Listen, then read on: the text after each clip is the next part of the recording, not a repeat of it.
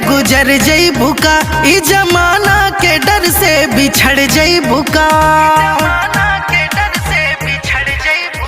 हमरा प्यार में तू हद से गुजर जइबू का, ई जमाना के डर से बिछड़ जइबू का। मोहब्बत के अलग कहानी रहे, जबले गंगा व जमुना में पानी रहे। तोरा प्यार में ही पगल ही दीवानी रहे, जबले गंगा व जमुना में पानी रहे। तोरा प्यार में ही पगल ही दीवानी रहे।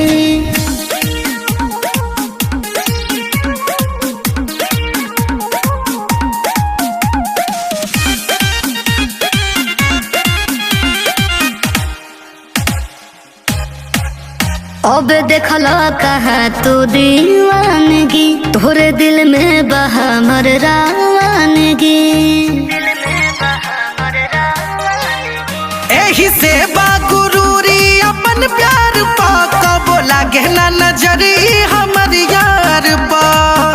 ई उम्र तोहरे नाम जिंदगानी रहे, जबले गंगा व जमुना में पानी रहे। तोरा प्यार में ही पगल ही दीवानी रहे, जबले गंगा व जमुना में पानी रहे। तोरा प्यार में ही पगल ही दीवानी रहे।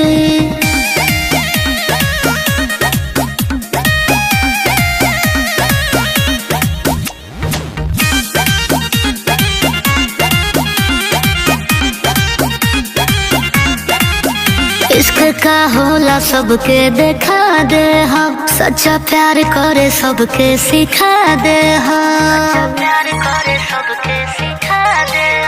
काई जालिम जमाना से डर जइबू का, हम कह देब जानता तू मर जइबू का।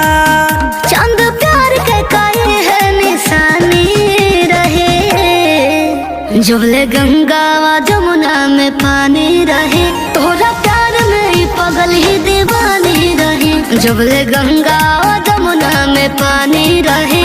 तोरा प्यार में ही पगल ही दीवानी रहे।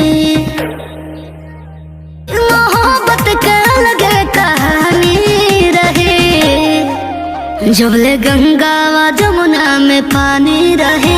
तोरा प्यार में ही पगल ही दीवानी रहे, जबले गंगा व जमुना में पानी रहे। तोरा प्यार